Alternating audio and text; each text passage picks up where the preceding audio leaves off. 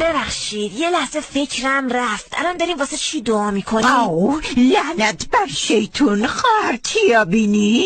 ما داریم دعا میکنیم که اگه خدا صلاح میدونه به فقرا کمک کنه. اگه میخواین بهشون کمک کنین چرا این مجسمه طلا رو آب نمیکنین و مثل سکه بینشون پخش نمیکنین؟ اینجوری دست دلالم کوتاه میشه.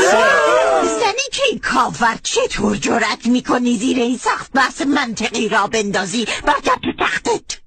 در طول تاریخ همیشه وضع ادیان خوب بوده، همیشه پولدار بودن. یه آماری از ثروت کلیسا توی آلمان میخوندم که شاخ در آورد. مجموع دارایی‌های کلیسا توی آلمان، فقط توی آلمان 430 میلیارد یوروه. از این عدد 160 میلیارد یوروشو سرمایه گذاری کردن تو بازار سهام. حالا نمیدونم کریپتو هم دارن، بیت کوین هم دارن یا نه. و 220 میلیاردش زمین و ملکه. بقیه‌اش هم توی بنیادها و خیریه‌ها و این جای دیگه است. بزرگترین مالک خصوصی زمین توی آلمان کلیسای کاتولیکه. اگر کلیسای جامع کلن رو از نزدیک دیده باشید میفهمید که چقدر قدرت مالی عظیمی پشت ساخت این سازه بوده. ساخت 600 سال طول کشیده، انقدر که این بزرگه، انقدر که میخواستن با دقت بسازنش. یه زمانی بلندترین ساختمون دنیا بوده. اینا رو که نمیشه همینجوری ساخت، که باید پولدار بشی. پولش هم از کجا میاد؟ از مردم. الان توی آلمان سالانه 7 میلیارد یورو مردم به کلیسا مالیات میدن، که اگر بخوام عامیانه بگم یعنی مالیات دین دارن میدن دیگه. حالا فکر کن فردا یه قانونی بذارن که این مالیات کلیسا رو حذف بکنن. ببین چه انقلابی به پا بشه. شما پول از کلیسا بگیر، ببین همه مردم رو بر علیه دولت و سیاستمدارا میشورونه یا نه. حالا یه سوال، مگه دین نمیگه که این دنیا زیاد به درد نمیخوره، دنیای پس از مرگ مهمتره، برای اون دنیاتون آذوقه جمع بکنید، توشه آخرت بکنید، دل به مادیات و دنیا نبندید؟ ولی جالبه که در واقعیت خودشون کاملا برعکس این رو عمل میکنن. تا قبل از دنیای مدرن بهترین بناها،